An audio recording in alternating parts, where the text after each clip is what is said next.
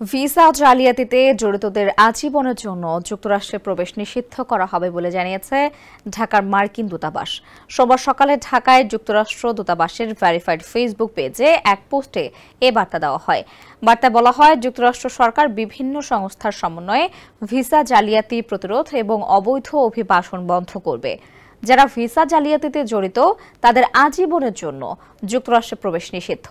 এতে বলা হয়, একটি দেশের যদি সুরক্ষিত সীমান্ত না থাকে তাহলে সেটি আর জাতি হিসেবে টিকে থাকতে পারে না। যারা ভিসা জালিয়াতিতে অংশ নেয় বা অবৈধ অভিবাসীদের যুক্তরাষ্ট্রে আনে ও আশ্রয় দেয় তাদের বিরুদ্ধে ফৌজদারি অভিযোগ দায়ের করা হবে বলে সতর্ক করেছে ঢাকার মার্কিন দূতাবাস। স্যান্ডেলিনা সো, রূপচর্চায় আভিজাত্য।